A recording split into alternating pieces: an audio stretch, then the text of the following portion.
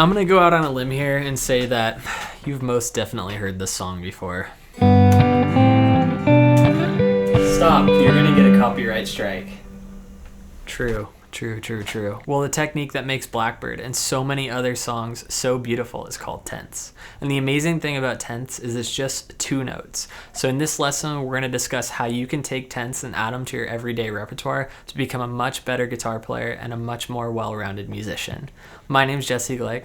This is a 5-Minute Monday. Let's get into it. Don't forget to tell them to at least subscribe, though. Oh, he's right. Please subscribe. Let's get into it.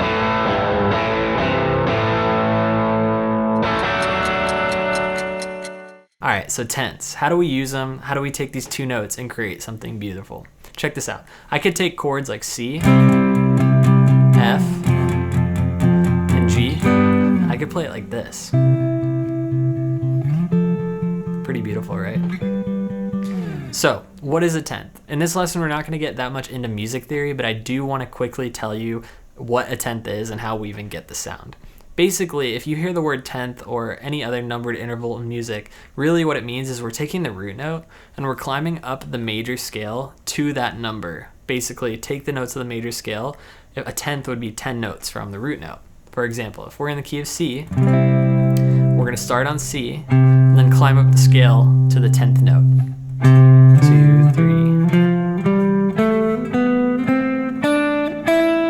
There we go. So that was the 10th note of the scale. If we connect that with the root, we have this beautiful sound. So instead of this whole C chord, we could play this. All right, so now let me just show you the shapes of tenths and how you can use them in your playing. Hey, I just wanted to pop in and let you know that I am going on tour in May. I'm gonna be in these cities. So it's Seattle, Portland, Sacramento, San Francisco. If you live in any of those cities, come see me play and say hi.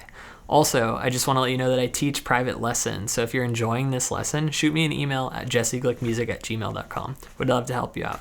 Anyways, let's get back to the video. So, if you have a major chord coming from a bar chord like this, you're just going to play the root note and the B string. That's it for a major chord.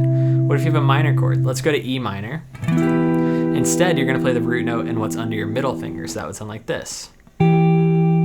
So C, E minor. Instead of this, C, E minor, we have this. Okay, so if we want to climb up the scale in tenths, it's going to look like this. We have 2 frets apart between the root note and our pinky. So root note being on the A string, pinky being on the B string. Then we're going to go up a whole step, but this time it's only 1 fret difference between index and pinky. And then we're going to take this shape and go up another whole step. So far we have this. Now we're going to go up a half step and go back to the first shape. Take this shape and go up a whole step. So far here's where we're at. And then to finish things off, we're going to go back to the other shape, up a whole step, up a whole step, and then find our octave, the shape from the beginning.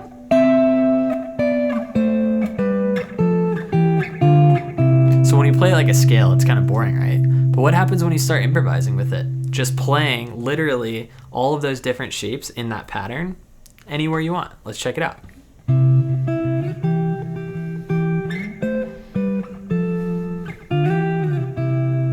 It's really easy to make some nice music with it. So now let's check out the same pattern but rooted on the E string.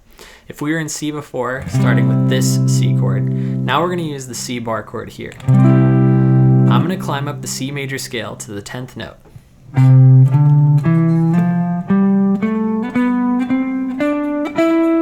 So there's our 10th. So we have our root note here and our 10th. And you'll notice if you play a bar chord, it's just your middle finger and the root. So that would look like this.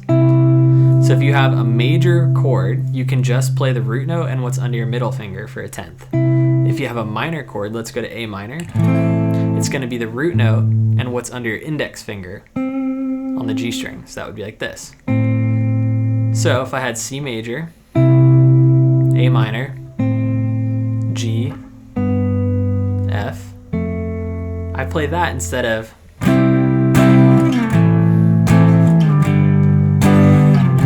you can add some more emotion and mood into it by going.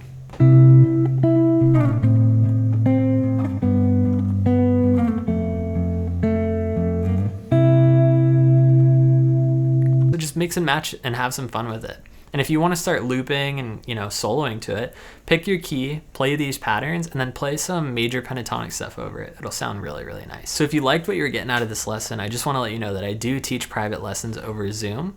If you want more information about that, just shoot me an email at jesseglickmusic@gmail.com. You can also follow me on Instagram right here at jgglickmusic. But I'm doing these 5-minute Monday lessons every single Monday totally for free. So if you want to support me, hit the subscribe button and comment if this lesson was helpful or if there's something that you're working on that you want me to talk about and you want to learn more about. For now though, my name's Jesse Glick. That was a 5-minute Monday. I'll see you in the next one.